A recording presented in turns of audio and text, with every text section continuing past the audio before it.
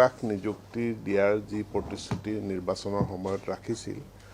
আৰু তাৰ পৰৱৰ্তী সময়ত এই নিযুক্তি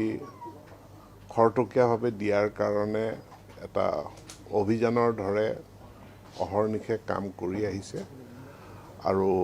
অহা 23 তাৰিখে পুনৰ মাননীয় মুখ্যমন্ত্ৰীয়ে ঘোষণা কৰিছে যে এক বৃহৎ নিযুক্তি প্ৰক্ৰিয়া নিযুক্তি সমাৱেশ অনুষ্ঠিত হ'ব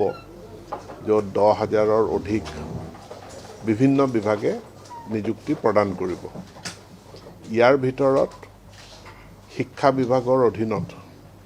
উচ্চ শিক্ষা আৰু বিদ্যালয় শিক্ষা এই দুয়োটা বিভাগৰ অধীনত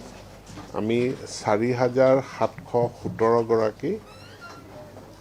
ব্যক্তিক পুনৰ নিযুক্তি দিবৰ কাৰণে আমি প্ৰস্তুতি সম্পূৰ্ণ কৰিছোঁ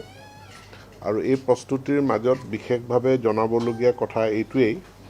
যে ইয়াৰ পূৰ্বৰ নিযুক্তি প্ৰক্ৰিয়াত আমি একাংশ শিক্ষক বাছনি হোৱাৰ পাছতো তেখেতসকলক নিযুক্তি আমি দিব পৰা নাছিলোঁ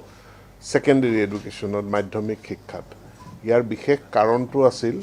যে তেওঁলোকৰ টেট উত্তীৰ্ণৰ যি চাৰ্টিফিকেট আছিল চাৰ্টিফিকেটত গ্ৰেছ মাৰ্কক লৈ এটা প্ৰশ্ন উত্থাপিত হৈছিল আৰু বিষয়টো হাইকোৰ্টৰ মজিয়া পাইছিলগৈ। কলেজ শিক্ষক যথেষ্ট আমাৰ নাটনি আছিলে এছিষ্টেণ্ট প্ৰফেচাৰ আৰু এছিষ্টেণ্ট প্ৰফেচাৰৰ ক্ষেত্ৰতো আমি 712 গৰাকী এছিষ্টেণ্ট প্ৰফেচাৰ আমাৰ আৰু আছে দিবলগীয়া বিভিন্ন প্ৰচেছত আছে 712 গৰাকীক আমি অহা 23 তাৰিখে আমি নিযুক্তি দিবৰ কাৰণে প্ৰস্তুতি সম্পূৰ্ণ কৰিছোঁ। সৰ্বমুঠ শিক্ষা বিভাগৰ অধীনত 4,717 গৰাকী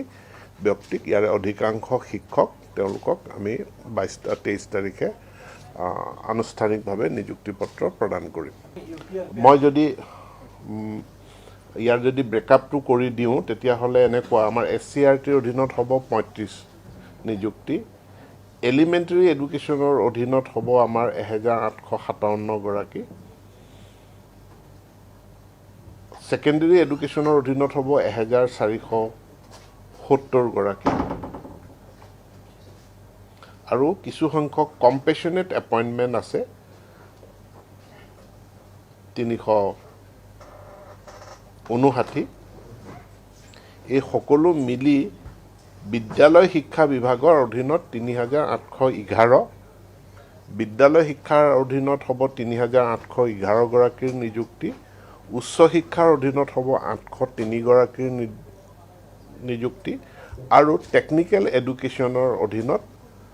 হ'ব 103 গৰাকীৰ নিযুক্তি।